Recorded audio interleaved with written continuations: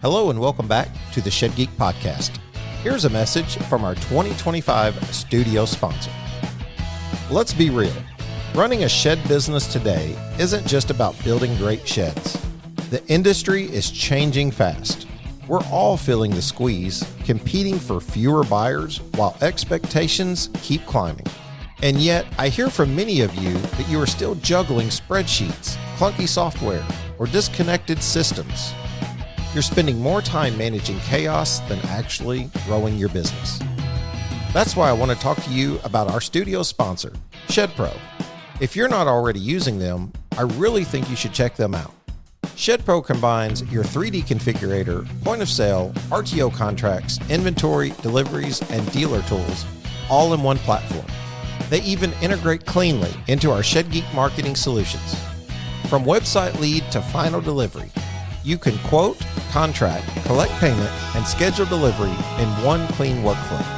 No more double entries, no more back and forth chaos. Quoting is faster, orders are cleaner. And instead of chasing down paperwork, you're actually running your business. And if you mention Shed Geek, you'll get 25% off all setup fees. Check it out at shedpro.co/ShedGeek. Thank you, ShedPro, for being our studio sponsor, and honestly, for building something that helps the industry. Okay, welcome back to another episode of the Shed Geek Podcast, and long time anticipated conversation coming together here. Daniel, I'm so many things. I'm excited about your story. I'm excited about your testimony. Just connecting with you. I got to meet you, I think one time when I was traveling through New York. And you just got just a really cool story. And I just want to welcome you to the show.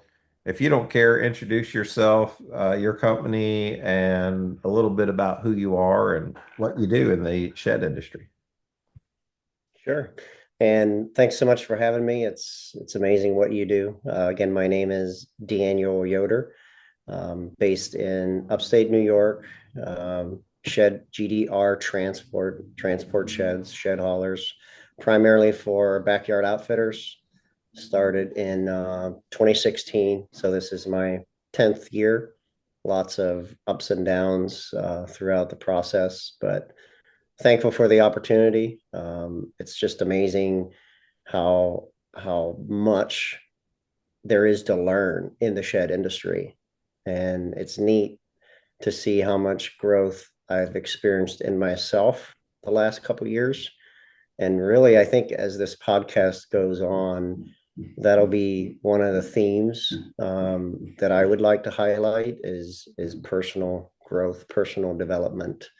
And really the neat thing about that is you can't grow unless you acknowledge where you've been, the mistakes you've made, acting like those things didn't happen, not discussing them, not being transparent. All of those things is a great way. Like if you don't do those things, it just stagnates personal growth. But I have two drivers that are owner operators, essentially Marvin Byler, Richard Abbey. And then Henry is a driver. I'm kind of rotating out as a driver a little bit more. I'm on the road a couple of days a week. And then I have a part-time guy, Mervin. So when people ask how many trucks we're running, I say 4.5. I got you. Now, I didn't start there. I was reading your story, and maybe I need to talk to you about it off air or something. But man, I would love to be able to put your story in like a blog or something like that in our newsletter for people to read, for those who just enjoy reading. But we'll discuss that later. Don't let me forget that. I'd love to talk with you about that. But how does we probably were getting started in this space about the same time. And how does your story unfold? How did you find the shed industry? How did you find shed hauling? What were the circumstances that brought that to be? Back on now. It essentially it started before I was working. I worked in a plant in central PA, but it really started before that because I spent 13 months overseas in the military. Randomly, the commander allowed me to go. My CO allowed me to go and get my CDL at a CDL school. So I just had them. But it's, yes, sometimes hard to know where to start. Um, I want to but start. start there. I want to start there just by asking out of curiosity. When were you in the Army? What branch were you in? I was with the, yes, Army. I was with the 82nd for 3.5 years active, and then I did like 5 more years in the reserves. 82nd, that's in Georgia, right? Fort Bragg, North Carolina. North Carolina. I don't know why I always want to put them in Georgia. It's like the Screaming Eagles up here. The 101st is up here close to us in Clarksville. So you were in Fort Bragg. So you were now was your MOS truck driving? Were you an 88 Mike? Was a combat engineer, but we were an attachment for headquarters.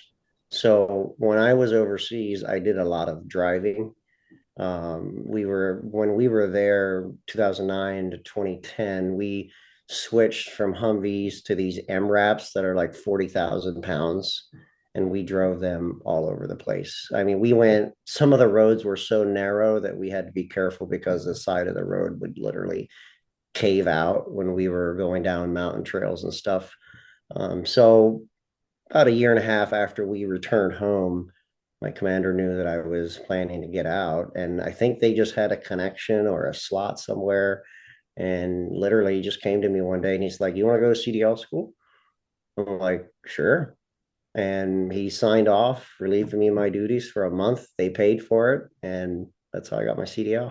I'm completely convinced had I went active duty that it's me and our paths would have taken the very similar course. There's no doubt because I think about all these guys. I graduated high school in '98 and I was in basic training that summer.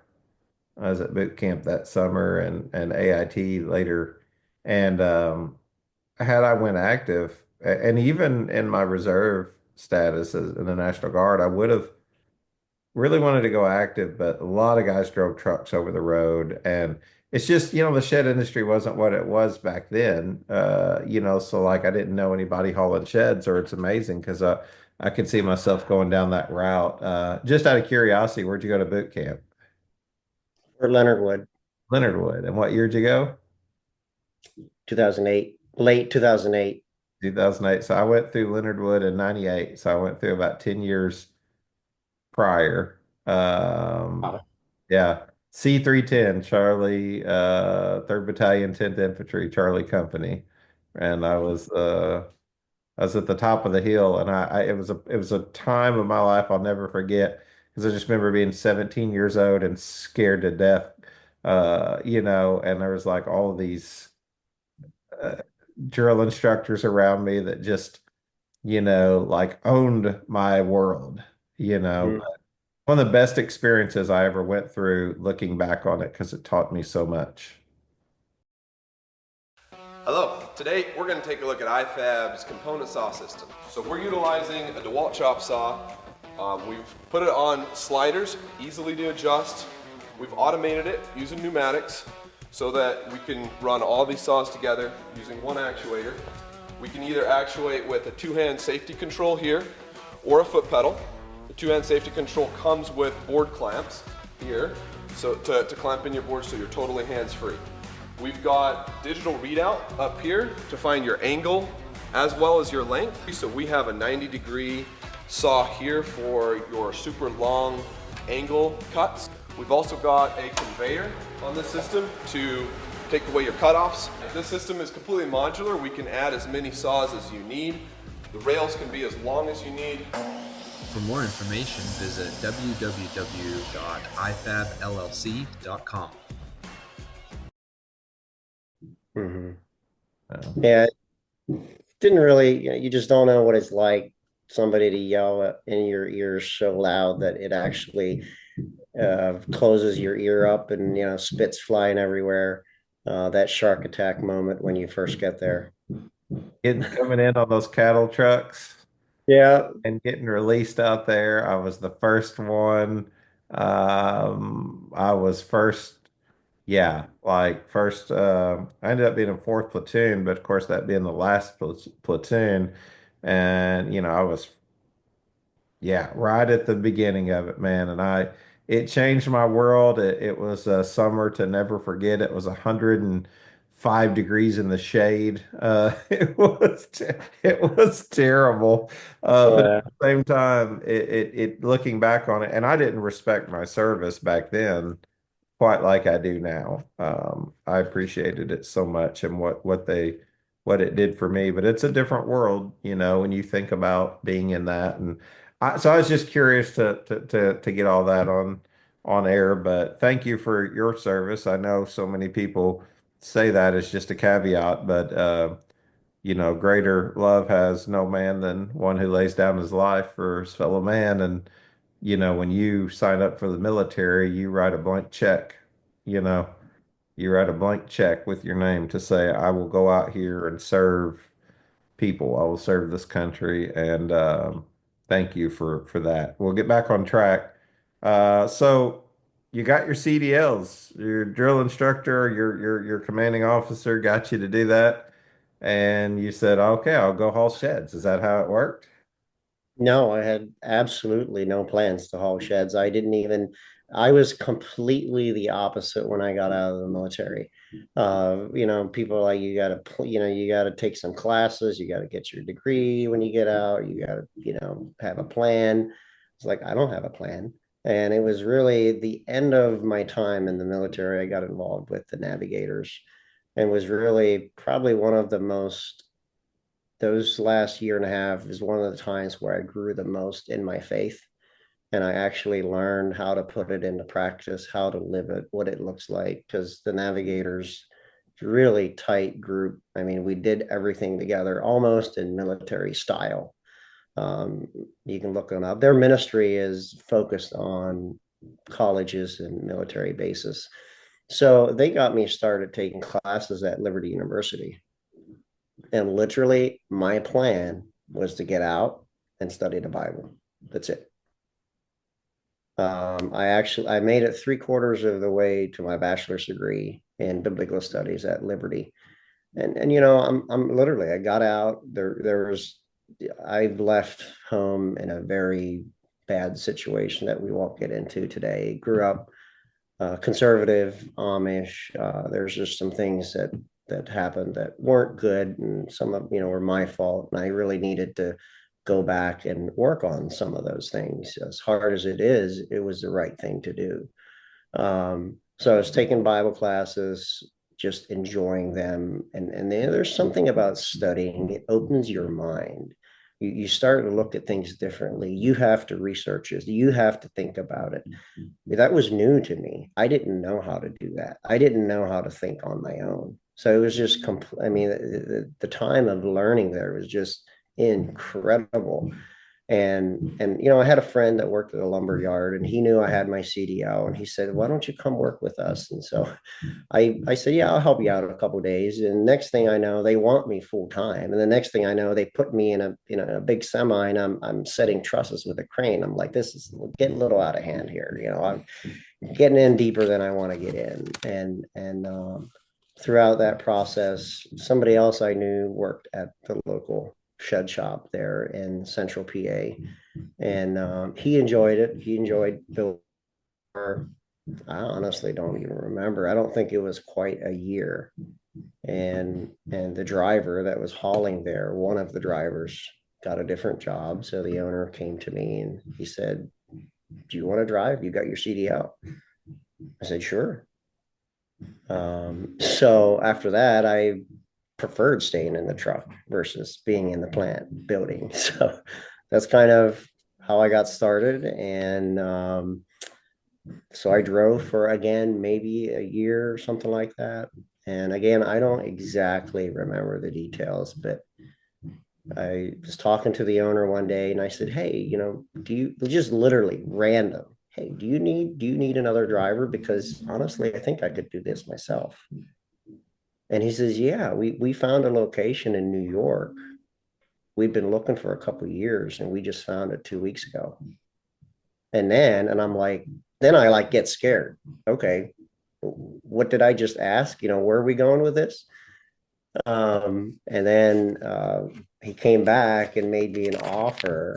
If you move to New York, which interestingly, my wife's parents are from upstate New York here. If you move here, help me get the shop started. We moved in like September of 2015.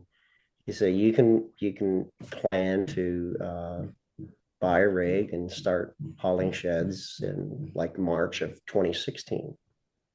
Um, there's a lot of details that happen in between there. That's who I started with, is Backyard Outfitters.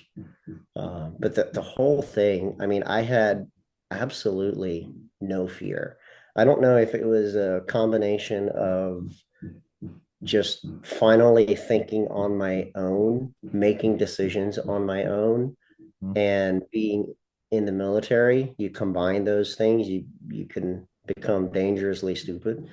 But I mean, I was hauling sheds, if you do it, but it was interesting because I had probably no more than 4 to 5 thousand in our bank account. And I think we were just married.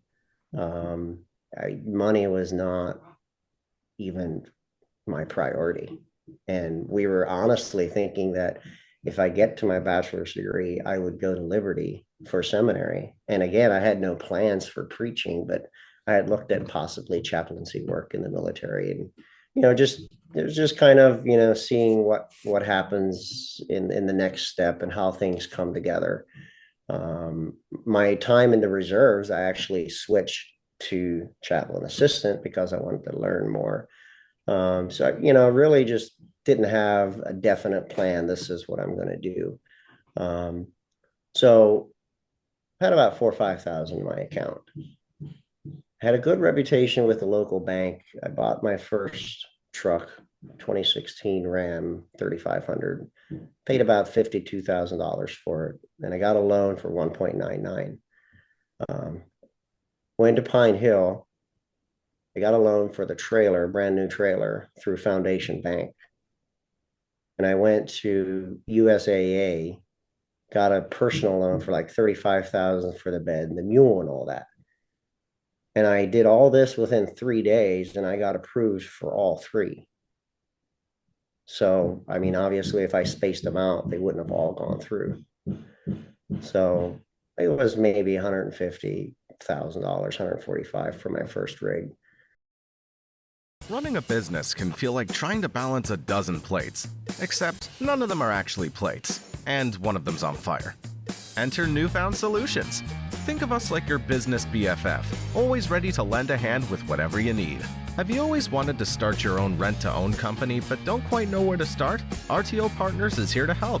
Overwhelmed by all the moving pieces in running your own rent-to-own program? RTO Smart is a software that encompasses everything you need on one platform. Or leave the rent-to-own up to us and focus on what's more important to you. Newfound Rentals has you covered with traditional rent-to-own options for your customers. Shed Connect understands the complexity of the digital marketplace. We take the hassle out of online sales. And unlock the full potential of your brand with Co-Creative. We'll make your brand look so good, your audience won't be able to look away. Newfound Solutions. 5 powerful sub-brands helping you succeed across every aspect of your business. Visit newfoundsolutions.com today and let us do the balancing so you don't have to.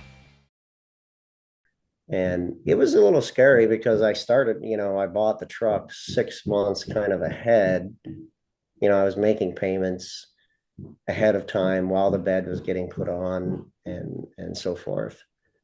Yeah, I hauled about 700 barns from the beginning of March to like the end of October, beginning of November. And that was kind of the foundation of where it started. And really I want to get back to personal development because I really marvel at how immature I was. Some of us sometimes have a late start in life because of our background and because we grow up, and we either learn fast or we just accept being stuck. I mean, I wouldn't have known during those years because I was learning so much. My first airplane ride was to basic training, and the second one I jumped out of. So things were just happening so fast, and I was learning so much. I wouldn't have known it at that time. But now looking back, I really was immature in a lot of ways. And I don't even know if I would do the same thing over now, you know. But I worked hard and I did with what I had and what I knew to do.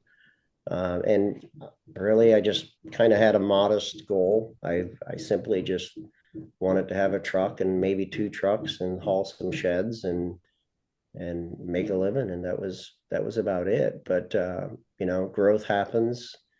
The second year, we needed another truck and got a driver. So that would have been 2017. So it was me, Yuri Detweiler was my driver, and then two other owner operators working out of the plant here.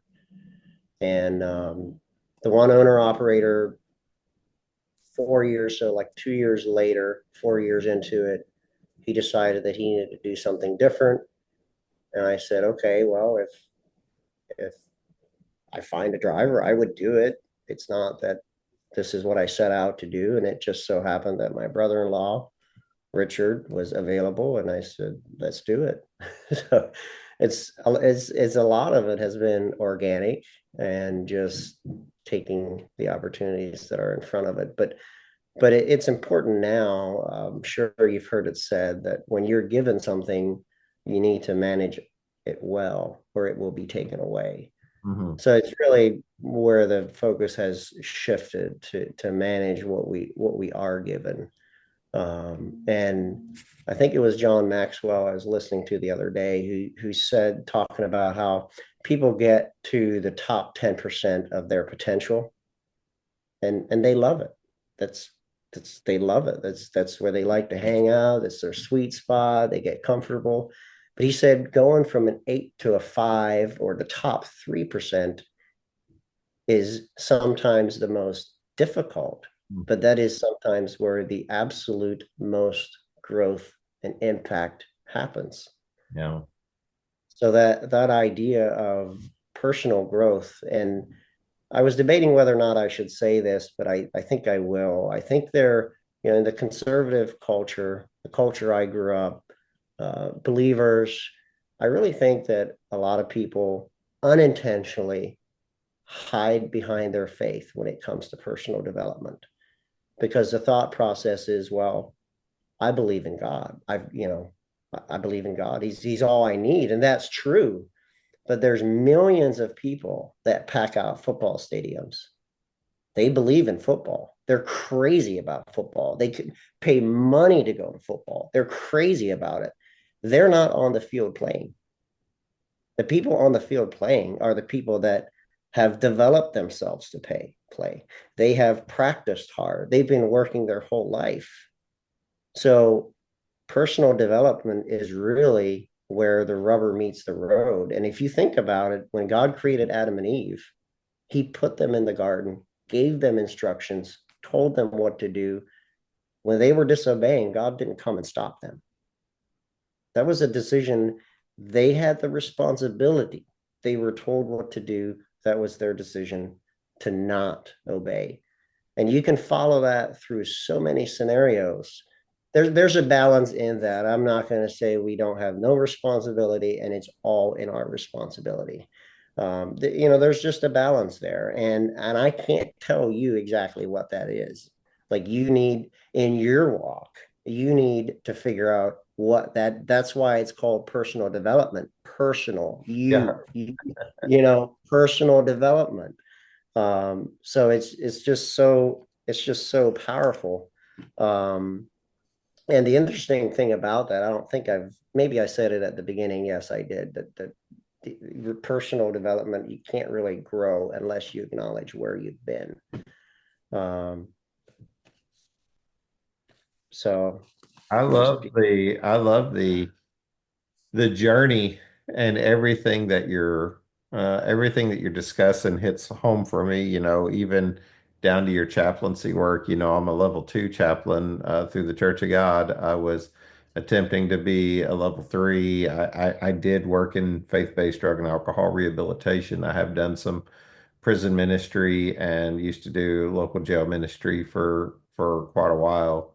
Um, and then there's other guys that are in there now that I know. We just went to church this last Sunday with my aunt and uncle, and come to find out that pastor's been there for 30 or 40 years, is um, the chaplain for the Paducah area for McCracken County. Mm, Just interesting to talk with those guys, because the one thing I found in my search, was 2/3 of the New Testament Bible written, from a jail cell, like, Paul and Silas spending all the time in prison. Hebrews 13:3, be with those in prison as though you're in prison yourself. And like all these things were like hinting at, like, even my father-in-law, who worked at a prison for 28 years, my brother-in-law who's worked at one for over 20 years. Like, I worked at a jail as a shift commander at one point. My brother-in-law did, mm, cousins of mine did. Like all of that life was, and it's funny because like my father-in-law said he used to tell them, when they were in the jail, the difference in me and you is I didn't get caught, because sadly that was mm, the truth for a lot of my mhm, life. You know what I mean? Was there's very little difference between those behind the bars and those overseeing those behind the bars.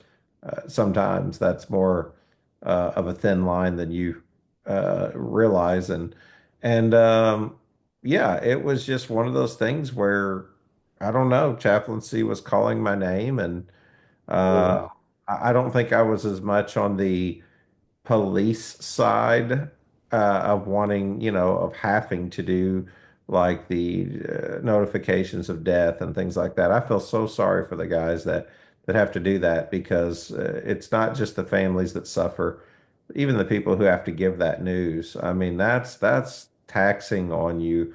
Mine was always, jail and prison, and trying to figure out how we make a better society, and that led me into, I remember talking to our sheriff one time in small jail here in Metropolis, so it's 50 people, and he said, 49 people are here for drugs, and I said, what's the other guy here for? He said, for stealing something to get money to buy drugs. When it's all said and done, drugs is, like nonviolent crime is more common than violent crime when we think about jail and prison and things like that. So it just took me down this road of addiction recovery, and looking at the epidemic that we have in the world right now of like so many guys I knew that started out on prescription and then couldn't get prescriptions, so they started turning to things that they could get illegally, and that turned into a full-blown addiction, because their back was hurting, because they were off work, because they severely injured their back,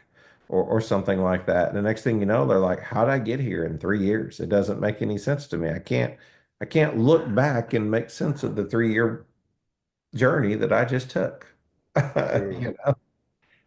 mm, But of course, and I'll digress, but I mean, the mentality is like, just lock them up, throw away the key, and there's got to be something better than lock them up and throw away the key. I mean, you know, 600 people get released from jails and prisons every year, like they mm, go into your community. If we're not doing anything to be better as people, then why are we locking them up and then letting them out? We're saying they served their time, but but did we? Is it our job to help them? I don't know. I don't want to I don't want to hijack the podcast and get on that conversation too long. I want you to bring it back for me to your next step and what you did after your journey ended there. Hello, Shed Builders. I'd like to grab your attention for just a moment. As we look ahead to 2025, one thing is clear. Customers will have higher expectations than ever before. Shed consumers have an unprecedented access to information. To stay competitive, you need to create sheds that are not only high in quality, but also rich in innovation. You might recall my friend Dan Ream, one of my early podcast guests, who introduced Solar Blaster fans, specifically the Solar Roof Blaster.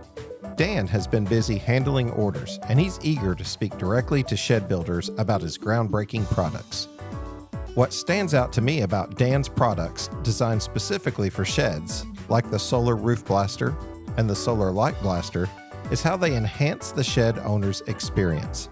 With the focus on quality, it's time to start thinking about adding features and benefits for the end user. Here at Shed Geek, we wholeheartedly recommend Solar Blaster as the solution. My favorite thing about the entire line of products? The support you'll receive from Dan. Not only is he incredibly knowledgeable about these products, but he's also one of the most customer-focused individuals I know. He truly stands behind both his product and his service. We're searching for companies ready to elevate customer satisfaction to the next level. To learn more, just visit solarblasterfans.com and fill out some basic information for a callback, or connect directly at 480-747-7097. You can also check out the Shed Geek newsletter, where a click on the Solar Blaster ad will guide you to a form for more information and some cool videos showcasing the products.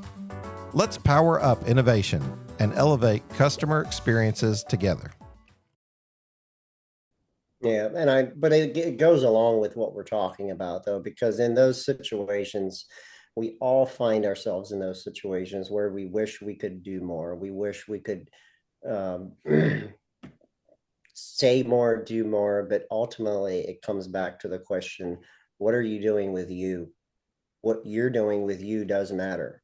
That one fish you're throwing back does matter. And yeah, really want to get back to the shed haulers. And there's a lot of shed haulers out there working very hard. They come up against a lot of obstacles.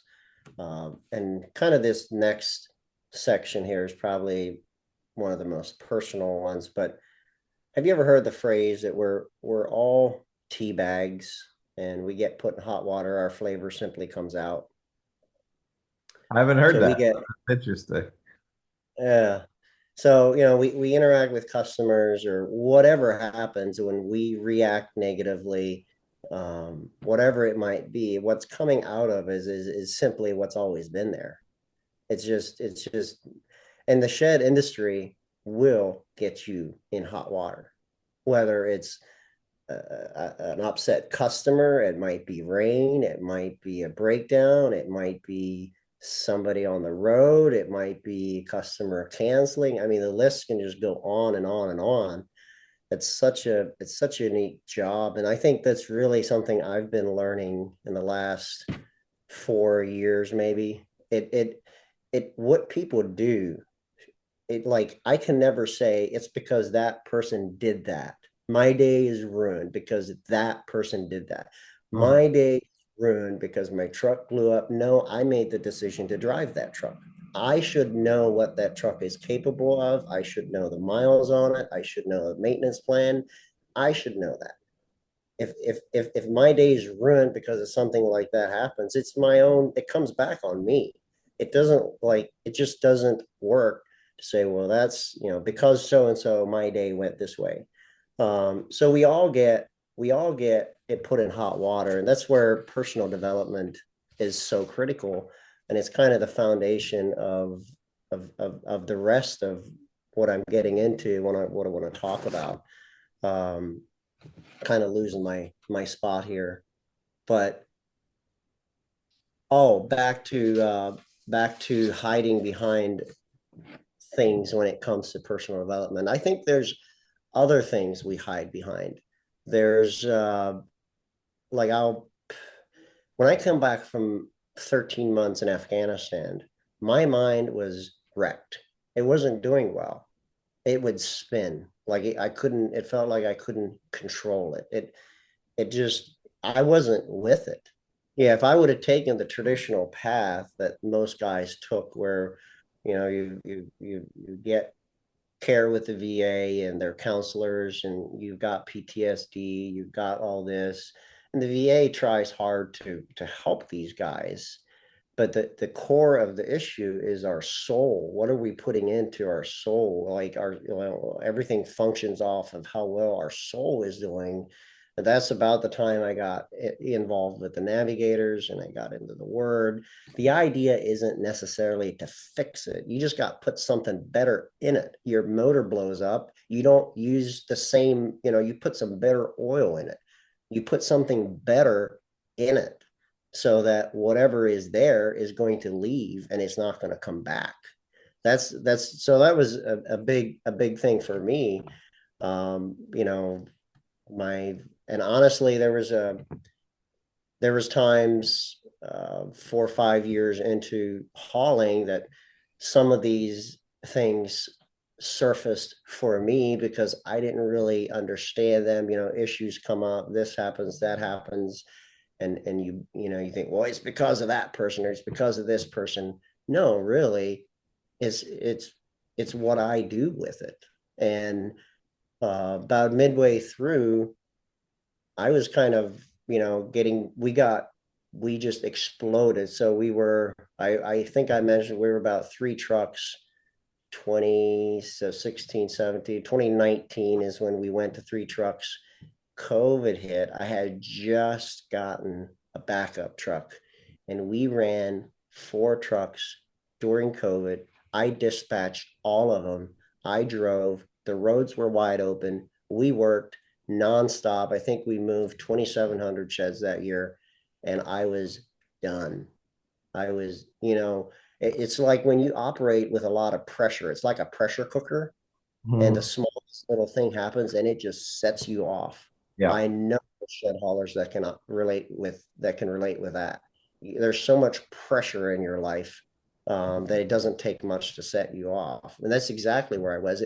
And honestly, my thought process was this: God could use me so much better if I was just a missionary somewhere. Why am I stuck here, doing this rat race stuff? God could just use me better somewhere else. And that's literally where I went with it. And it was, I think it was well intended. But my personal development wasn't where it should have been. And that's literally what my plan was heading into the Lancaster Bash when I won that Bash truck. And I had actually the school I was planning to attend to, I had just gotten word that they won't accept the GI Bill. And this was like, the best thing ever, with winning the Bash truck. Well, I'm going to use that to go to school. A month later, I injured my leg so bad that they don't know that they can put it back together. And, still today, it took 3 years for my leg to get to where I can get around well, and to where I think I've kind of plateaued now. It's been a little over 4. The last year I think has plateaued, but it still has a crazy attitude. It some days it'll take an hour. Actually, the other Saturday, it just gets stuck in the morning and you start moving it and it sounds like grinding gears. It was injured so bad that at the very bottom, they literally wired pieces together on top of my ankle. They didn't know if they wanted to put it back together or if they just wanted to fuse it all together. Introducing ShedHub, your ultimate shed marketplace. Are you in the shed business and looking to connect with more buyers? Look no farther than ShedHub. ShedHub is a game-changing, two-sided marketplace that brings shed sellers and buyers together in one easy-to-use platform. Think of it as the Amazon of sheds. ShedHub isn't just any ordinary marketplace. It's a powerhouse that ranks on the first page of Google's search results in 91% of U.S. cities. With over 1.2 million impressions on our website last month alone, ShedHub is where you want to be to showcase your sheds to a wider audience. And here's the best part. For a limited time, you can join our exclusive Next 500 plan for just $39 per month. Simply head over to geek.shedhub.com to sign up and start attracting more shoppers to your shed listings. As the Shed Geek, I am here to endorse ShedHub and invite you to join me on this journey to boost your shed business. Whether you're struggling with website visibility or simply want more eyes on your product, ShedHub has got you covered. Don't miss out on this opportunity to supercharge your shed sales. Visit geek.shedhub.com today and make your mark in the shed industry with ShedHub. But guess what? That is not something I can hide behind. That's not something I'm going to hide behind. Yeah. And back to, I kind of moved away from where my mind was coming back from overseas. These guys, I know them. I know guys, they're been diagnosed with PTSD. They've been diagnosed with these issues, and that's their life. They accept that this is who you are, and they live with it. You don't, we don't have to stay there. It doesn't, I mean, and it's hard to say, but it doesn't matter necessarily. Like I say it with grace, like whatever happens, you don't have to stay there. If you've ever seen the Forge movie, the guy that the main guy with the business, I forget his name, had his son was killed by a drunk driver. The drunk driver got saved, and he ended up mentoring him. This drunk driver had killed his son. Like regardless of what happens, like it's usually, believe it or not, for the betterment of you. What are you going to do with it? Yeah. Yeah, we're going to all face trial. And, I heard there's a couple of things that I write stuff down at this point in the podcast that I want to come back and address because my mind begins to wander if I don't. And it's hard to stay on track. Um, one thing I wrote down, I don't know why I wrote this down, but I ran across this recently, and something that you were saying, talking about your body and aches and all that. And I read recently where somebody said, "You're not a body with a soul; you're a soul with a body." And that changed the way I look at things a little bit, with personal care and things that are debilitating, even that we deal with illnesses. One of the greatest men of my life was bound to a wheelchair through muscular dystrophy. One of the greatest examples of man I ever saw, personal deformities because of lack of muscle, loss of muscle, bound to a wheelchair, and it taught him a lot of patience. And I'm willing to bet that some of the stuff that you've been through over the last few years from a medical perspective has really tested your patience and made you be patient even in areas you didn't want to. I was in bed for 6 months, and Yeah. I couldn't get out of bed. When I got out of bed, my leg would turn bright purple, and it felt like it was going to pop. It was because it was so messed up. The circulation had problems to go back, and it wasn't even healed at 6 months. But the doctor said, put some weight on it, start using it. Yeah. Just think of now, my leg is made to be used. It's not made to sit around. And our minds are made to be used by God. Like I said, he created Adam and Eve, gave him instructions. We're by design, that's our design, to be used, to think, and the more we do it, the stronger it gets. And really, like all of this, I kind of wanted to say before we get into too much discussion on hauling sheds, because all this has such a big impact in being a shed hauler. I wish I would have listened to something like this before I started hauling sheds, because really, like I just went and bought a new truck and a new trailer. I didn't think about maintenance. I didn't think about longevity. I didn't think about what kind of truck I'm running, what's best. And there's so many opinions out there. And honestly, you just need to block all of that out, and you need to look at your situation. What is the best for me? What do I like? What's my plan? Who am I working with? Um, um, and some of those things, because it's so different in almost every area that you go. It's so different that for this guy doesn't necessarily work for me. And again, we've been just so extremely fortunate to organically develop relationships with mechanics, different people that keep it on the road. Like we don't, we're to the point where I don't plan to buy new trucks or trailers. all of our trailers. So there's two that we bought at the beginning of 2015, 2017. There's another 2015 and a 2016 Pine Hill, and we just run them. They're still in all good condition, but we're pretty meticulous in how we use them, how we take care of them.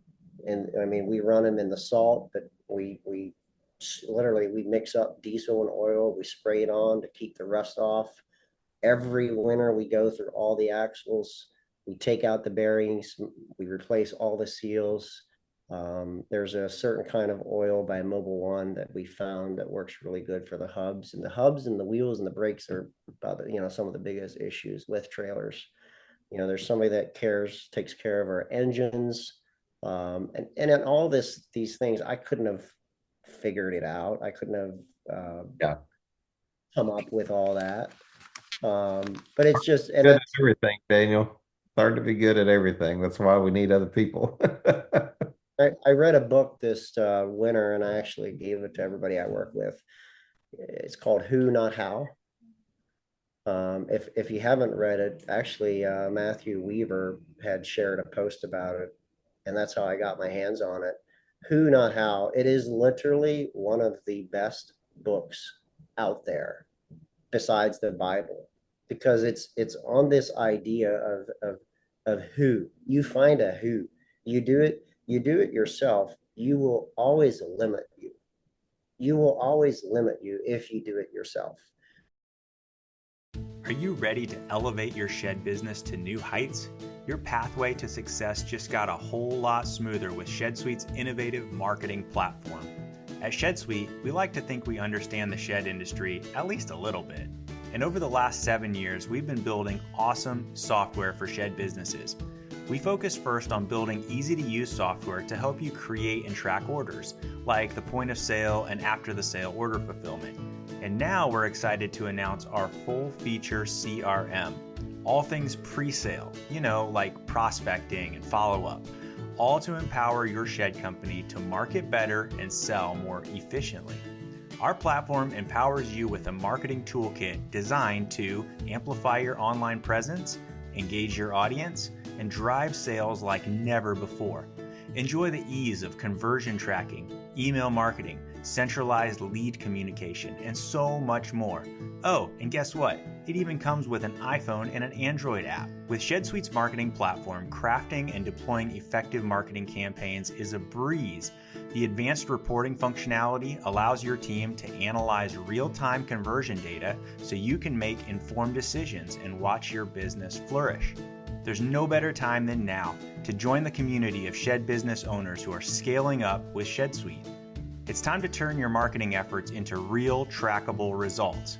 Visit shedsuite.com/marketing to get pricing, explore the features, and book a demo.